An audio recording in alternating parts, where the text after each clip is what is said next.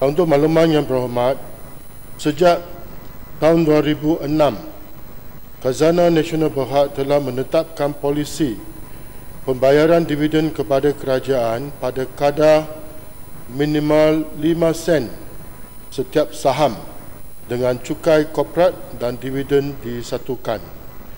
Bagi tahun kewangan berakhir 2006 dan 2007, jumlah dividen yang dibayar kepada kerajaan adalah masing-masing sebanyak 30 juta dan 1.1 bilion ringgit.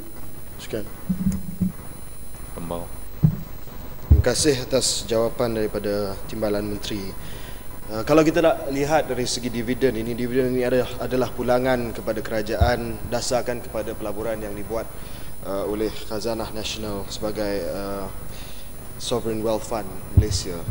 Dan soalan saya di sini, adakah Khazanah Nasional ataupun kerajaan secara langsung ada apa-apa perancangan untuk meminta khazanah buat pelaburan pada waktu ini di mana pasaran saham dunia sudah merudum. Contohnya, saya ambil contoh kita strategi pelaburan khazanah dan juga syarikat-syarikat JLC ini sebelum ini terbatas kepada syarikat-syarikat di rantau Asia sahaja.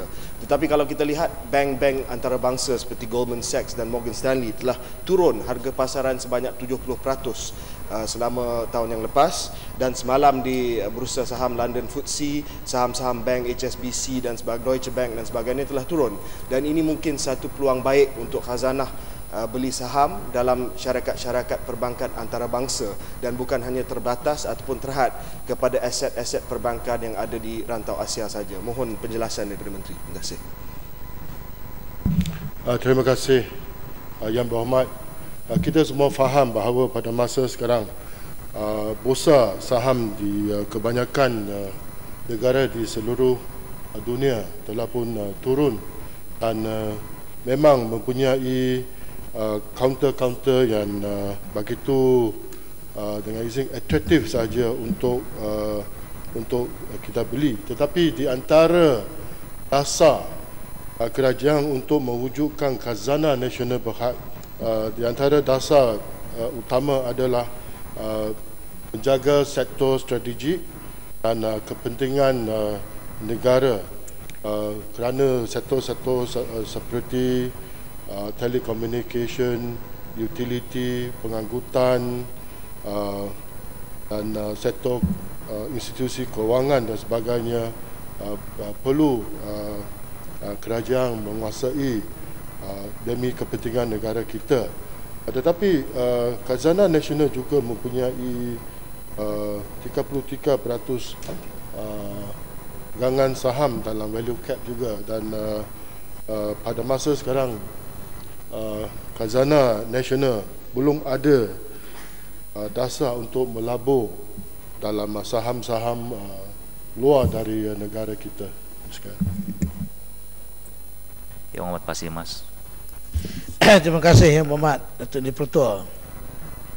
Apakah Yang Berhormat sedar bahawa bayaran 5% dividen yang ditetapkan tidak berbaloi dengan jumlah pelaburan yang telah dikeluarkan oleh kerajaan kepada CGLC, dan CGLC pula kebanyakannya mendapat layanan yang baik daripada kerajaan, terutamanya kemudahan mendapat projek-projek besar. Dan pembayaran 5% saya kata tadi, apakah akan dikaji balik, di mana banyak juga saya dapati dari segi rungutan pihak pemegang saham dari segi bayaran kepada CEO-CEO CGLC. Contohnya bekas Ketua Telekom, CEO Telekom, Datuk Wahid, saya dipahamkan waktu beliau berhenti dan dipindahkan ke Malaya Banking, Telekom membayar waktu dia berhenti gratuity. Semasa dia berhenti, Yang Berhormat, saya diberitahu stok share nilai yang dia perolehi berjumlah antara 16 ke 18 juta. Ni saya dapat tahu. Kalau tak betul, tolong betulkan. Dan begitu juga kita lihat Proton. Ahli Parlimen 72,000. Proton Dulu waktu bekas CEO dulu Tengku Tan Sri Mahalin, saya difahamkan sekitar 45,000. Sekarang ni double. Manakala pengurusinya pula sekarang ni non-executive chairman, allowance-nya 20 ke 25,000 sebulan. Yang Dan mana? saya beritahu juga ada CEO CJC sampai mencecah 1 juta setahun. Jadi ini kalaulah dilihat daripada pembayaran ini, tentu kerajaan boleh mendapat lebih banyak dividen. Itu belum masuk lagi lain-lain kemudahan yang mereka peroleh. Jadi apakah kerajaan akan mengkaji mengenai ini? Terima kasih. Terima kasih Yang Berhormat Tuan Yang di-Pertua. Sebenarnya saya memang tidak mempunyai angka-angka berkenaan dengan allowance, gaji CEO di syarikat-syarikat pegangan Khazanah Holdings Berhad. Tapi apa yang Berhormat tanya tadi berkenaan dengan bayaran 5% dividen. Apa polisi Khazanah Holdings sejak tahun 2006 adalah bayaran dividen minima 5%. Jadi ini termasuk dividen semata-mata dan juga cukai korporat disatukan. Dan untuk tahun, dan itu bukan semata-mata jumlah keuntungan dari Khazanah Nasional Berhad.